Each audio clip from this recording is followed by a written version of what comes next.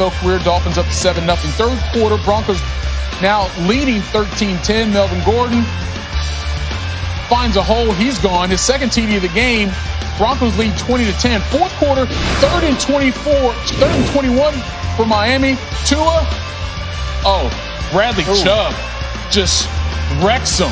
That was the 6th time that Tua had been sacked. You take a look, left leg gets caught in the turf. That would be the end of his day.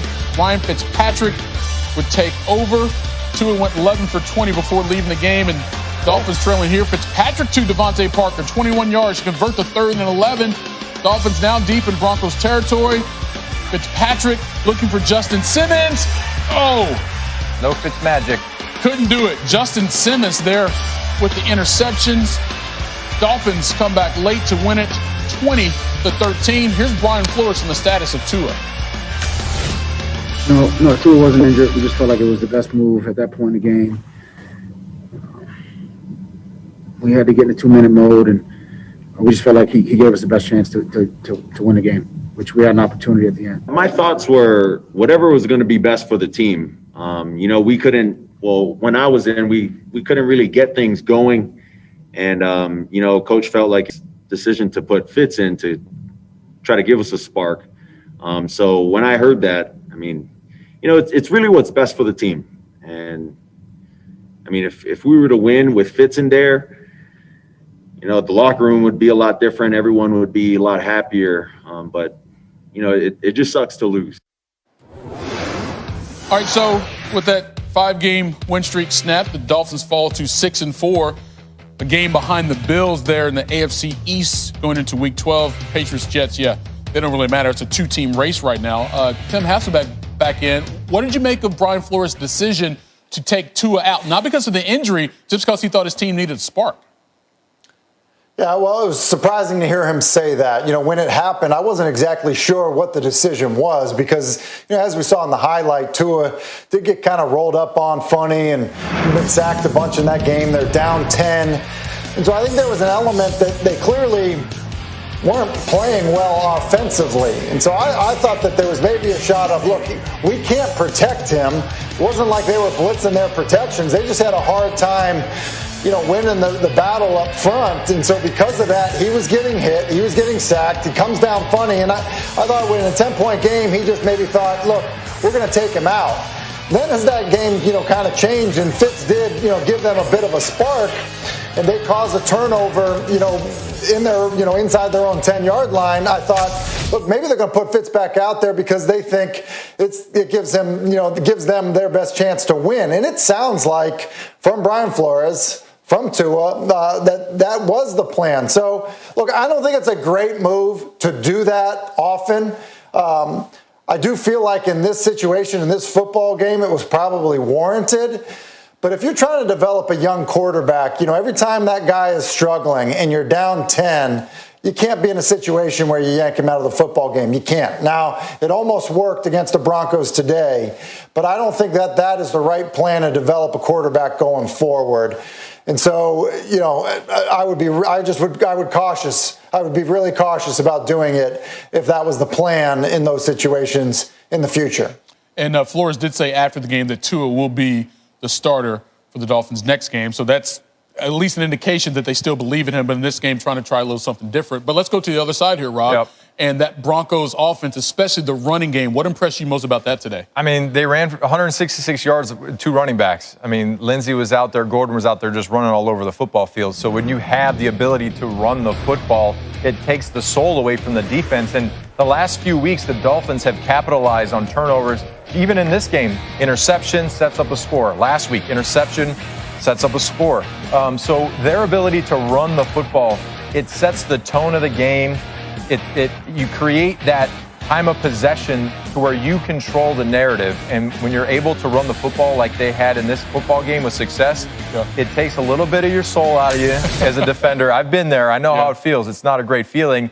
The altitude's a little high right there, too, so you're even more winded. And at the end of the day, you can't win a football game giving up almost 200 yards on the ground. Yeah, so we can talk about the quarterback situation, but for the Dolphins defense, allowing that many rushing yards from Denver also played a part in that L. All right, some more action. Got the Jets and the Chargers. New York winless still coming into this game, and Joey Bosa in L.A.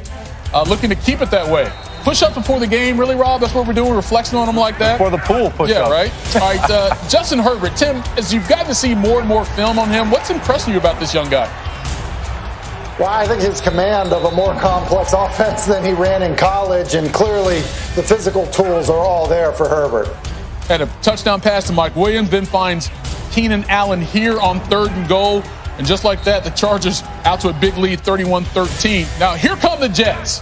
That's a little bit of a joke. Joe Flacco, Chris Herndon, cuts the lead at 34-26. Again, still looking for that first win. 2 minutes to go. 4th and 9. They could get a touchdown, a 2-point conversion. Oh, is that good defense or is that pass interference? Denzel Mims would probably argue a certain way. Chargers going to win at 34-28. Jets fall to 0-10. And this is the remaining schedule for New York.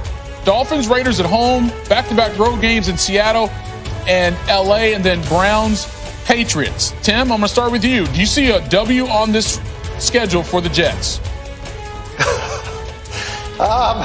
Listen, the chances are real good there, but look, their best shot may be January 3rd at New England, which is crazy to say, but based on what we've seen from New England and the rest of that schedule in front of them there, that might be their best shot. And it's scary to think that, and I quite honestly would not wish all of those losses stacked up against, on top of each other for any football team. It's got to be a miserable experience.